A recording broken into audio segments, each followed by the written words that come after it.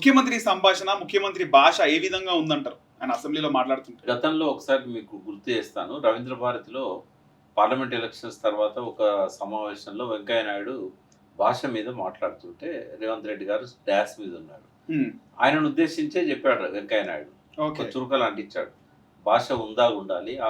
ఆ పదవికి హుందాతనం తెచ్చే విధంగా ఉండాలి తప్ప పదవికున్న ఆ స్థానాన్ని దిగజార్చే విధంగా ఉండకూడదు అనంటే తను రెస్పాండ్ అయ్యాడు రేవంత్ రెడ్డి. రేవంత్ రెడ్డి. సరే ఎలక్షన్స్ అయిపోయినాయి కాబట్టి ఇప్పటిదాకా ఏదో మాట్లాడినాము. ఇప్పటి నుంచి నేను కూడా అట్లా మాట్లాడను అని చెప్పి కమిట్ అయ్యాడు.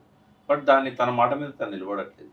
నిజంగానే ఇప్పుడు రేవంత్ రెడ్డి విషయంలో కొద్దిగా సాఫ్ట్ కార్నర్ ఉందాము అని అనుకున్నా కూడా ఆ భాష వినేసరికి బ్లడ్ బాయిల్ అవుతున్నది. అంటే ఎవరైనా మాట్లాడొచ్చు కానీ ఒక ముఖ్యమంత్రి స్థానంలో ఉన్న వ్యక్తి అట్లా మాట్లాడొచ్చా? ఇప్పుడు వీళ్ళు ప్రమాణ స్వీకారం చేసేటప్పుడు రాగద్వేషాలకు అతీతంగా అని అంటారు. అవును సార్. నిన్న కూడా ఏమన్నాడు, నేను ఉప్పు కారం తినేటోడిని, నాకు చీమునెత్తురు లేదా, నాకు రోషన్ లేదా అట్లా మాట్లాడొచ్చా ఒక ముఖ్యమంత్రి? నువ్వు ప్రమాణం చేసిందేమో రాగద్వేషాలకు అతీతంగా.